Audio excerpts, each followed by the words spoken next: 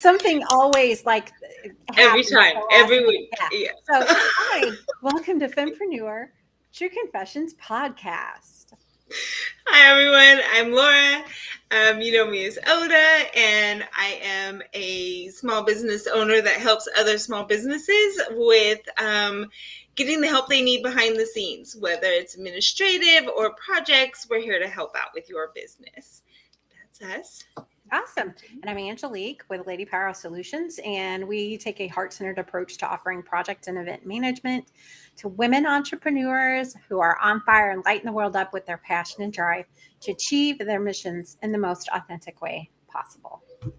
Love it. And that together makes us Fempreneur True Confessions podcast. And our mission here is to empower women in business as well as in their personal lives to live authentically and support each other instead of competing with each other. We have the idea of being able to support each other, being able to have people to ask, finding your tribe and your business besties, and being in that world where we love to cheer on other small businesses. We love working with women and seeing what they're doing and the power that they have and what their journey is about and be able to celebrate them. And that is what we're here for, to be authentic in that and live that through our own lives and our businesses as well. Yeah. And so the podcast is about normalizing the struggles that we have as female entrepreneurs and sharing the lessons we've learned with the common goal of lifting other women up, never tearing them down, and normalizing what it looks like when women succeed at supporting each other. We are here to build, evidently I just went southern. We, we are here to build, maintain, and grow a sisterhood. And I think that's, really what we're driving for is the sisterhood that believes in an abundance mindset, sharing the challenges that we face and the lessons we learn and helping each other rise to our highest potential. And we have an awesome guest today. I'm so excited. Hello. So we have Kim Romain here, and Kim deeply believes that within each of us resides a visionary longing to be healed, a force that can bring about positive change both for ourselves and the world at large. This vision is fueled by passion, desire, and the determination to shape the future we wish to see. Drawing from over 25 years as an attorney, profit executive, and visual artist, Kim is dedicated to empowering authentic founders and leaders to effortlessly bring their visions to life and amplify their social impact. With a heart-centered and humanistic approach, Kim seamlessly integrates both masculine and feminine energies, along with strategy and spirituality to help you create sustainable success as you lead with purpose and mission-centered clarity. Her deepest commitment is to help you live out your true purpose and to make a significant difference in the world. Along this path, you'll embrace ease, abundance, and joy as you embrace your inner visionary and strive for a better world through healing, renewal, and expansion. Welcome, Kim. Hello. I have to say, it's so fun. So we host a podcast. My business partner and I also host a podcast. And I'm so used to people saying, wow, that's me. Wow, that's me. Like I wrote it and I still feel that way. That's cool. Thanks for Yeah. sharing. And we don't toot our own horn. That's something that women need to be more practiced at, right? Especially in the gosh. business world. It's tooting our own horn and saying just how great and fabulous we are because we are. Yeah. Mhm. We met the most amazing woman. Her name is Lisa Bragg. I'm just going to drop names here. Her name is Lisa Bragg, and she wrote her last name, I swear, is Bragg. And her book is Bragging Rights. So Oh, it's I all love it. about how we absolutely need to be speaking into who we are and what we do and all the great things that we do and show it with gratitude. And yes, humility, but humility doesn't need to mean that we're not proud of what we do. Yeah. Yeah, absolutely. It's hard to differentiate that because you're like that arrogance and ego, or or then saying, "Hey, there's a reason to celebrate or compliment," or and where's that fine line? Yeah. You don't Yeah. want to Yeah. be.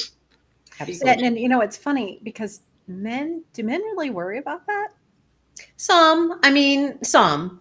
I have met some men that worry about it. I will say that it does tend to be more of a feminine characteristic Yeah. to worry about, and it's how we've been conditioned, right? We've been conditioned to be second class citizens. We've been conditioned to be in the background. We've been conditioned, we get excited about pockets in our clothing because we weren't allowed to carry anything for the longest time. We weren't able to own anything for the longest time. Mhm. So, yeah, I think it is our conditioning, our generational conditioning to get excited about our accomplishments, but not being able to kind of be out there and loud and proud about them.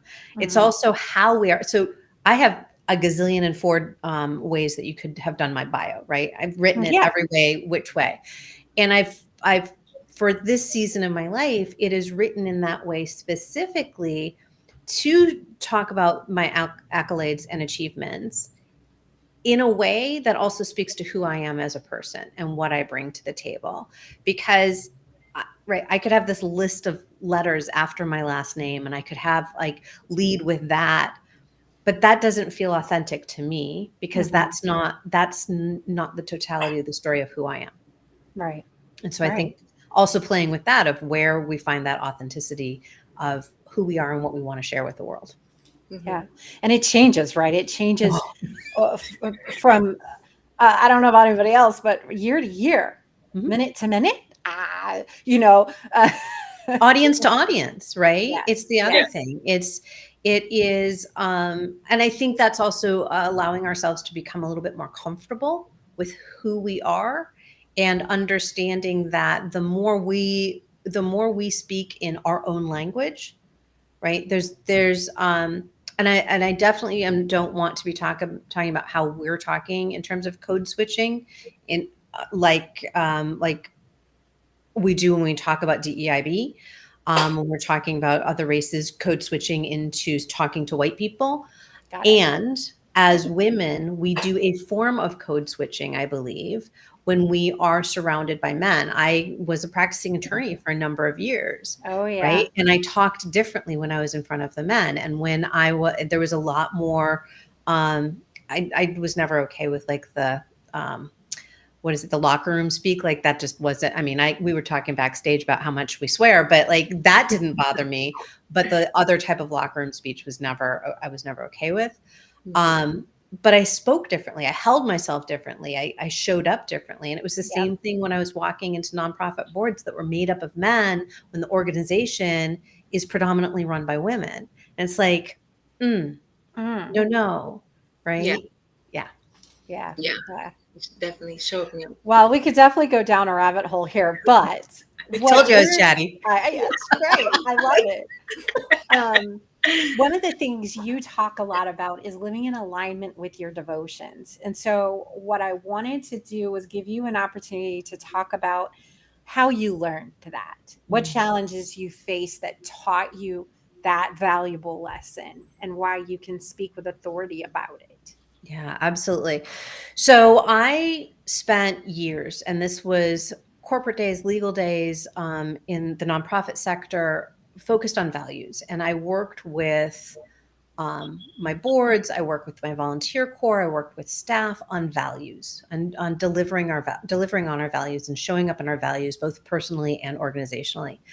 And I had a guide. She was one of my spiritual guides, mentor, who I worked with a number of years ago. And she shared with me this idea of living in our devotions. And I was like, ooh, tell me more. And devotions actually take values to another level. Because when we talk about living in our values, right, our values they're not surface by any means, but it can sometimes feel a little disconnected to say I'm living in my values. When we think about living in our devotions, it really takes it to that heart-centered, gut-centered place, right? Where we're saying, I am most devoted to these things in my lifetime. No, they absolutely can change over time, Yeah. depending on what season we are in our lives. Mhm. But when I was given that gift of this term of devotion, I spent a lot of time first understanding what mine were and playing with them and using them and saying, am I truly devoted to this? Is this really what centers me and grounds me in this lifetime? So mine are love, justice, connection, transformation, and magic. And so understanding that each of those came to me in a different way, right? Love was the easy one. Mhm. I lead with my heart. That's just an easy one. That's just who I am. Connection was an easy one because even as an introvert, like I have this weird goal of talking to every human on earth. I just want to meet every human and just have one conversation. Even ones that we would normally think are assholes, I still want to have a conversation with them because Right. people fascinate me. So connection was a Hmm. no-brainer.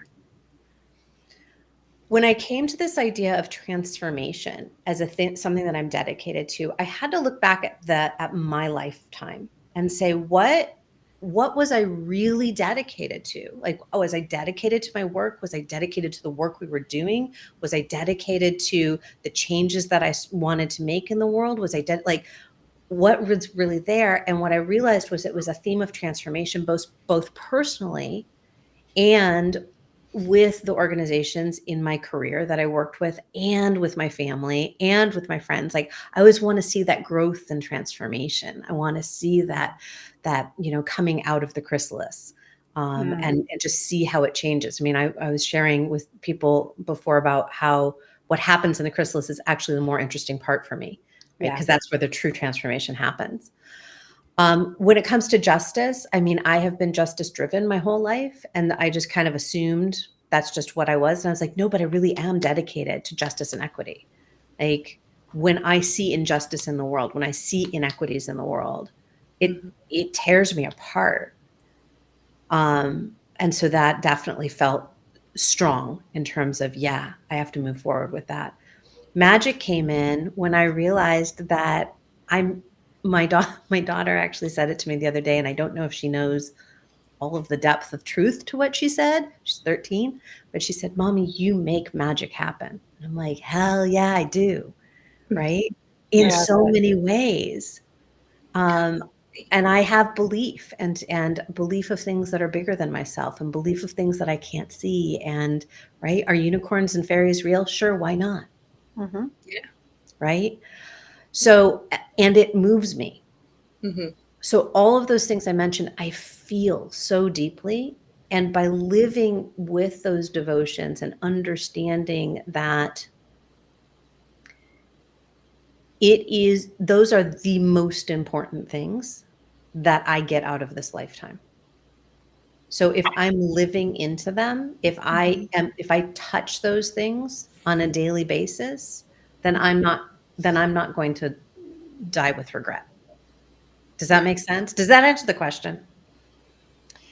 Um, yes, I think so. I think you talked about, you know, how you came to learn how to live in alignment with your devotions. Mhm. Um, so one of the other things that you mentioned was not feeling like you belonged Mhm. and operating on the fringes or just removing yourself from situations entirely. Yeah. And I feel like this is something that we all as humans, period, experience at one point or another in our life. But I think especially women, because we have been marginalized to some extent. Um, so what I wanted to ask you to just kind of share your story about that, and how it shaped how you coach now. Yeah. Yeah. So I was I'm an only child. My mom Me is the too. baby. Sort of, kind of. I have older siblings, but they were all grown by the time I came around. So I felt like I was The anyway. only. That you were basically an only child. Yeah. Yeah. And my husband is 7 years younger than his next sibling. And so he very much also felt like an only child. there is something about being an only child, and I don't know what it's like to have siblings, like to know that I have siblings and they're so much older. I just know what it's like to be alone, to be an only child. My mom was the baby of 6, and all of her siblings had multiple children. So here I am. I'm the only child. I'm the only one that doesn't live near other relatives. So they were either in Chicago or San Diego. So for a very young age, like when we would get together, all gazillion and 4 of us would get together, at least 2 times a year. And when we would get together, well, I felt the love of my family. I always felt like an outsider. I felt different. Hmm. I didn't 100% feel like I belonged. Right. So it started young, and I just continued to operate kind of on the fringes of groups. So I belonged to a lot of different groups, of like friend groups in high school. Like I had 4 different distinct groups of friends that were not friends with each other, and I could Yeah. seamlessly move between them. Mm-hmm. Right. Same thing in college, same thing in, it kept repeating itself.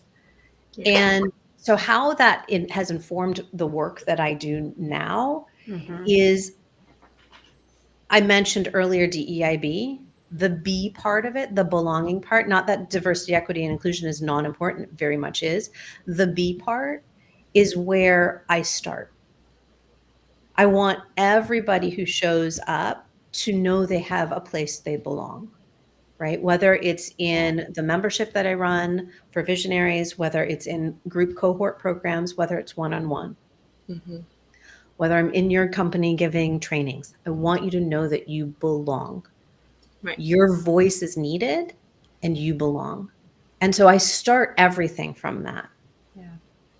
So that's how that informs it. And I've gotten the feedback from people who also have not felt like they belonged, that they do, that they absolutely feel like, oh, I have a space. Mm-hmm. So Yeah. Why is that so important to us as humans? I wonder. I just, I'm thinking out loud here. yeah. Is because when I was younger, I was very much an extrovert. And you mentioned earlier wanting to like basically just talk to every human, right? Well, when I was little, I admired Barbara Walla, and I wanted to be her, and I wanted to interview all the people. And I didn't care if they were famous or not. Mm-hmm. But Yeah. now as I've gotten older, I can work from home and not speak to anyone all day, Mm-hmm. and I'm okay with it. Mm-hmm. And then there are days that I can be out and about, and or working with a client, and be on the phone all day, Mm-hmm. or do 2 podcasts a day, or and it's still energizing to a point. Yeah. Um, so I just wonder, like, there's something about, and maybe you have done some research um, about like the science of belonging. Mm-hmm. Yeah. Yeah. There's some amazing books out there actually on the science of belonging, and it is one of those, right? It's in Maslow's hierarchy. Like Yes. we need it to thrive, and when we're missing it, which is easy to do, it's really easy to not feel like you belong.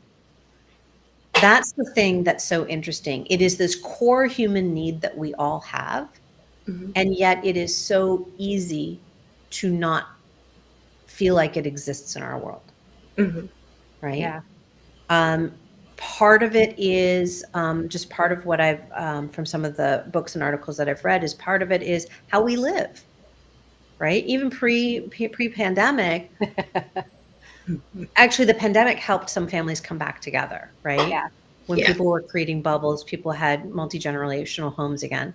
Hmm. We moved away from that. We moved away from more tribal based societies. Mm-hmm. We've moved away from that, where kids go off to college. They literally go off to college, Yeah. right? And then they don't return. Right. And so we've created that. in our society, particularly in the United States and where I live now in Canada. We've created that. And Mhm. so that sense of belonging that stemmed from our core community and our core homes isn't baked in anymore. We actually have to go look for it. Mm, Mm. that makes sense. So that's just a little bit that I understand from it.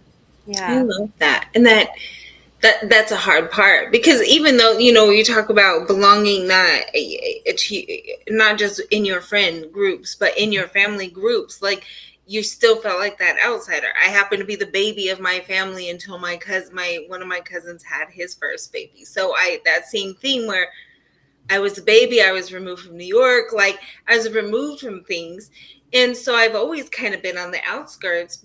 But with that, for me, as a blessing, is that being able to seamlessly kind of work my way in through groups, but also be able to stand to a point or see it from a perspective where, do I want to make that a permanent part of my true friend group? Like, is this, or who is it in that group, or is it the one person in that group that I'm attached with, and make that be that? So there's in that, I've been doing that since I was young, where I'm always like on the outside looking, like, oh, I don't know if I want to be that close to that person. And thank God I don't have to do that. I wasn't forced. I wasn't one of those kids that was like, oh, just go ahead and hug and love and kiss and do all that. My mom was like, she ain't feeling it, and I wouldn't do it. And so but it's that kind of thing where seeing and understanding where you belong, and get, as I got older, understanding that, do I was it that big of a deal if I was part of this group, or was it much bigger of a blessing that I found these people over here and this group over here, because this is where I really thrived in and stuff. So Yeah. but It was And I really think interesting what you were saying earlier about having the different subsets or Mhm. sets of friends, because I was very much like that as well. So I had the friends that were jocks, Mhm. and I would, like play basketball and volleyball, things like that. But then there was my theater and music group, right? Woo! Yes. And but I also coded, like, so I Mhm. was kind of geeky, and I Mhm. had those people, and I also volunteered in the library, so that kind of put me in the nerd Mhm. section. So I don't know, I just think that that's really interesting that you can have that diversity in these friend groups or connections, Mhm. um, and completely unrelated, but be able to move around from one group to another, like you said, seamlessly. Well, I think it really pays off. So I talk about creating conscious connections. People know it as networking. I don't like that term because I genuinely have a visceral reaction to like networking, because it takes me back to my lawyer days where it was me and a room full of men in Mhm. suits. yeah. And on a hot day, you don't want to be in a room with men in suits. I'm just saying it can get a little funky. So, it is, it does. Um, so, but conscious connections comes from that place of the ability to move in and out of different groups and to know, oh, I met Laura and I'd love for her to meet Angelique because they said something that triggered, right? And now I can make an introduction.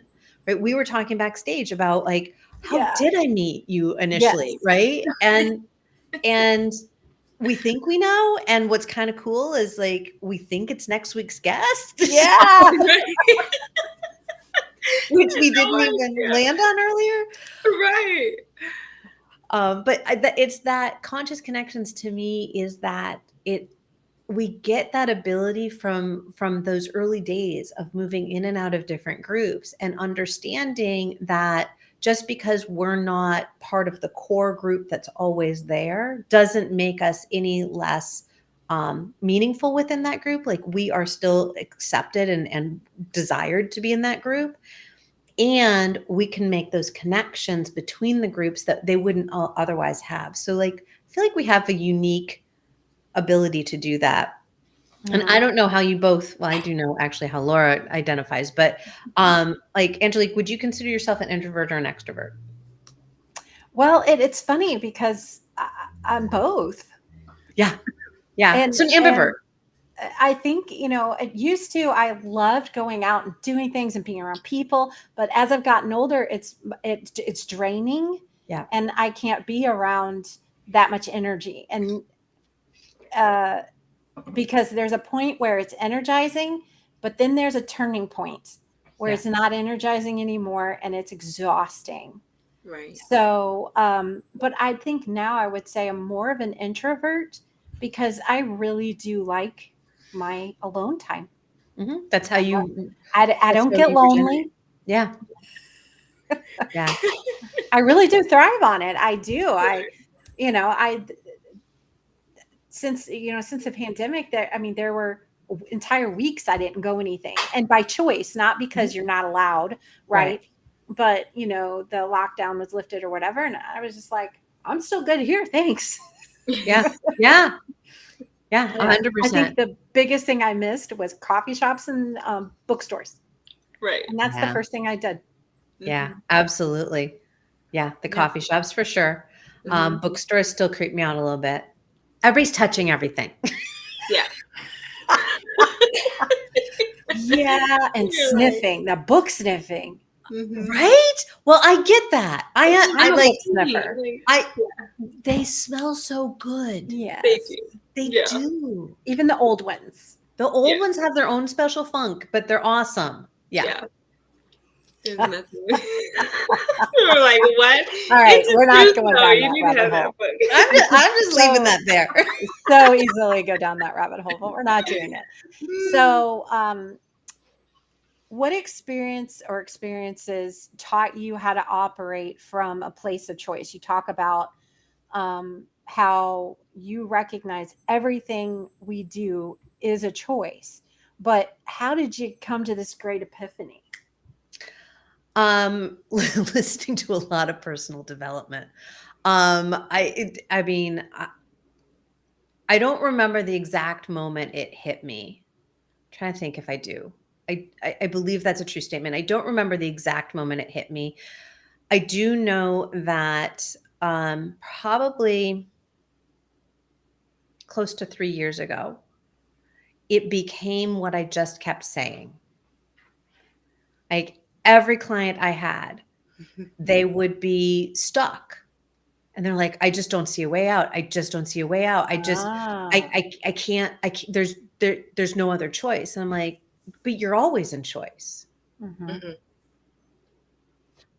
And then this, I'm like, well, you can choose whether or not you pay the rent. You can choose whether or not you hire a coach or a consultant to help you. You can choose whether or not to stay in that relationship. You can choose whether you take that job or whether you leave that job. You can make these choices. Yeah. And we give our power away by saying we don't have a choice. It's bullshit. We always have a choice. It's a cop out. It's a total cop out. Yeah. I totally agree with that. So it became, like I said, I don't remember the exact moment where it was like that aha for me. And yet I do know that probably for the last 3 years, it has been so steeped in my vernacular, and it is absolutely 100% what I'm not going to let anybody get away with, right? It is, and it's that awakening moment. I love that moment when I say it for the first time to somebody and they're like, wait, what? Say that again. I'm like, the words are easy. You are always in choice. Like, but I need more information. It's like, you have conditioned, all of us have conditioned ourselves to believe we don't have choices. There are absolutely consequences to everything we choose to do. Everything has a consequence. Yeah. What consequence do you want? What outcome do you want? You want to stop paying your rent because you want to go travel the world? Okay, you're probably going to lose your apartment. But if you're okay with that because you're traveling the world, then just do that. Yeah. I think people forget that the choice is that you have the choice. It's the consequence you may not be able to control in the back end of that, but you do have the choice. Right. You're always, It is called free will. We do actually have free will as yeah. human beings, and we don't operate as though we do. Mm-hmm. Right? Think It's about how many true. That's things true. right? How many things are we doing automatically and just because everybody else is doing it, Mm-hmm. Mm-hmm. right? It's Yeah. Work. Hello. I'm like, just the way people work, because that's how it's been for Mhm. however long, right? So, well, hey, and you say the same things to your kids. My mom said the same to us. Like, okay, so what are you gonna do?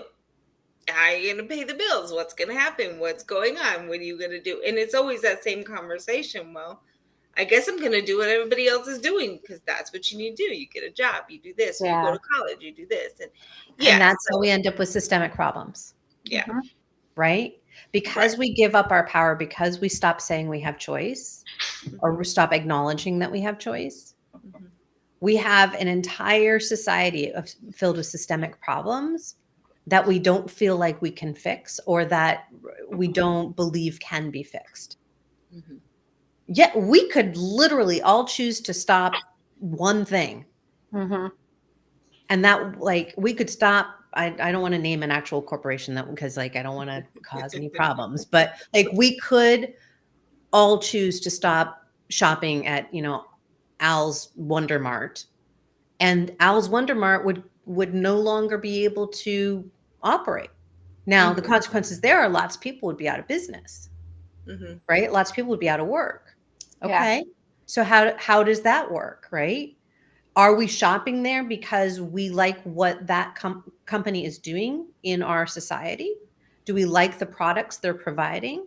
Do we like that they're providing jobs for the people? Why are we consciously choosing that thing, Yeah. right? And how can we make different choices that are more Mhm. aligned with us? And so Right. much of the time, it's like you said that it's habit or conditioning, Mhm, but a lot of what we do is about being convenient. mhm, Mm-hmm. Unfortunately, we're Yeah. lazy as humans, not a particular gender or right. anything like that. But as humans, we take the path of least resistance for a reason. Mm-hmm. Mhm, Um, I had a thought. Oh, I was going to ask you if there was any particular situation or decision that had to be made where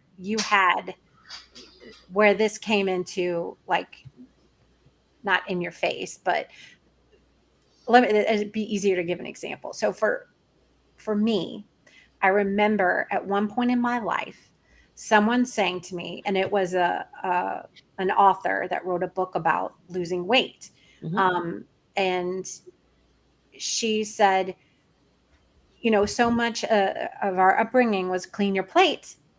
They're Mm-hmm. starting children in China, okay, mhm, um, and so we've been conditioned not to waste. The truth of the matter is, whether you leave it on the plate or you eat it, it all goes to waste, mhm, right? Because it's coming out the other end mhm, as waste. And so it was a reframing of that mindset, right? That it's all waste as soon as you cook it or put it on your plate or whatever. It's about, what are you deciding to put in your mouth versus in the trash can?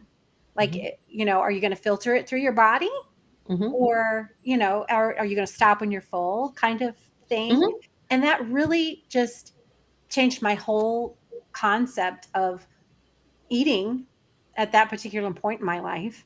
mhm, And I didn't force myself to keep eating just to mhm, finish the plate. Mm-hmm. Um, and so for me, that was this idea of, oh, I have a choice, you know? And from that day on, I made a different choice. I mhm. chose to stop when I felt full or satisfied. And I didn't worry about what was still on the plate that was going to go in the trash can and be wasted because, Right. you know, Well, that depression era thinking, right? That's where that came from. yeah. Is then so many of us that have parents that went through it. It's like, yeah, depression era thinking. It's also why we all had 9 gazillion empty Wonder bread bags and everything got Or bread shoved inside of. ties. Yeah. Or I will say though, bread ties have become a commodity where I live because they don't sell things with bread ties on them. So when you get something with a bread tie, you actually do want to save it because most things don't come with them. interesting. That's funny. I didn't think about that. Yeah. So, like I didn't either, and I was like, oh, just whatever. And when we would get them, it was fine. It could go into the compost or not into the compost and recycling because it's recyclable. And I was like, yeah, it can go in there, no problem. We were up here for because we live in Montreal now, and we were up here for about 6 months, and I'm like, 90% of what we bring in that we would actually be using those twist ties for or the little clips for, they don't actually come with it. It's like buy a thing of bagels. Mhm. It's sealed, but there's no resealable. So we could, Part. right. So I'm just going to save a few, and that's all we need. I don't have to save them all when they come in the house. Mhm. Right. So you were asking what was like a real life experience for me. Okay. So very briefly, mine was around money. Okay. That was the biggest one, that my biggest hurdle. Both my husband and I came into our relationship with a lot of debt. We then accumulated a lot of debt, and I had a tremendous amount of anxiety around it. Tremendous amount of anxiety. I felt like shit about myself. I berated myself. I felt like a Mm. failure. I felt like, right, I'm this practicing attorney. I do well. How can I possibly not understand how to deal with money? And I had a coach who said to me, you have a choice. You can choose how you think about money. And it was like, what? No, I can't. Everybody tells me I'm lame because I can't do this. And I stopped. Mm-hmm. Anytime I would have that thought of there's something wrong with you because, right, you haven't figured out this money thing yet, I'm like, no, there's nothing wrong with me. Money is money, Mhm. It's a resource. right? Yeah. It has nothing. This is not saying anything about me as a human being. Mm-hmm. And so that was for me the biggest shift that I Mm. made. And I'm so grateful for it Mm-hmm. because that shift allowed me to live in abundance in a way that I never had before, and really reframe this idea for myself. And the term that I use with other people is, how do we redefine what financial freedom actually is? Yeah. Because we For think it's ourselves right, individually, right, as right, individuals, not a right. society. Yeah. No, Yeah. no, you don't need a 7-figure business to have Mm-hmm. financial freedom. Mhm. You can Right. have a seven figure And business and have financial freedom. what Mm-hmm. about time freedom, Mhm. which is so much more valuable than money? Mm-hmm. But and they're tied, right? So many people Yes. tie their time freedom to financial freedom because we live in a society that um, so heavily depends on money Mm-hmm. for the things that we would consider to be freedom. But when we have that ability to reframe what is our time, right? Mm-hmm. Because not to go too far out there and too far down a rabbit hole, but time is a construct, right? And it's how we choose to relate to it. So Yes. changing our relationship with time. Money is a construct, right? It's just a form of exchange. And so how we change our mindset and our beliefs around that, Yeah. that's what that allows us to redefine financial freedom. Mhm.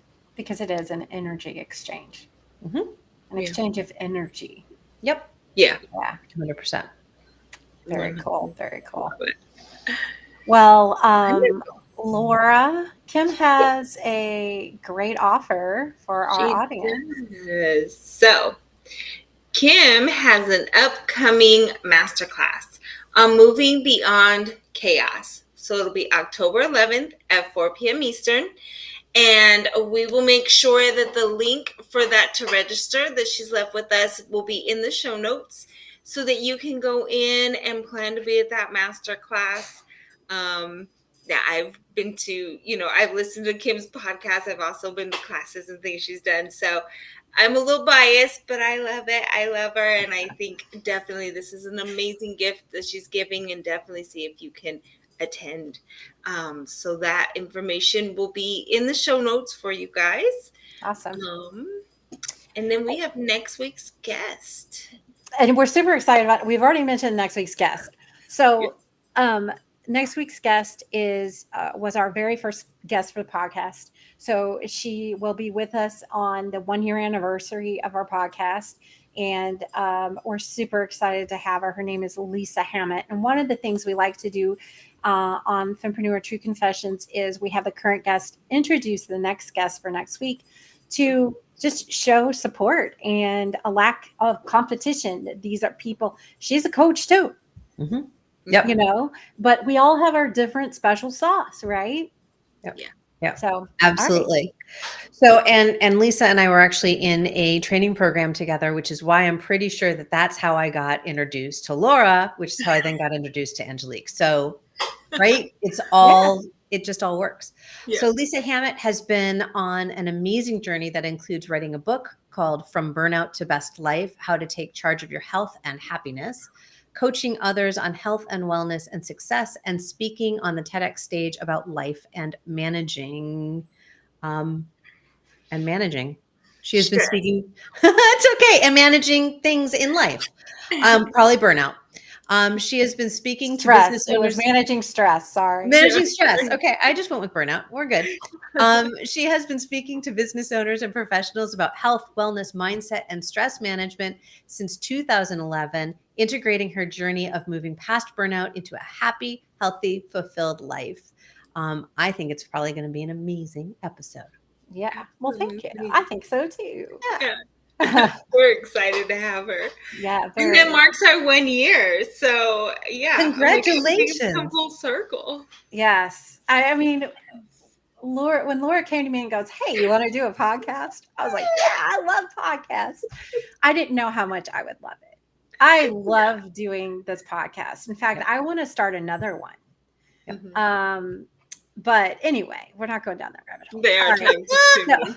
Don't let her make it. Okay, so we always try to avoid the bright, shiny object, right? Don't let her. Starting a second one is just as much work as the first. So we will say it's a lot of work, but it is a lot of fun and you meet great people. But starting a podcast, we are not saying to any of you it's easy. And you'll just, it's not easy. It's not as hard as you think, though. Laura.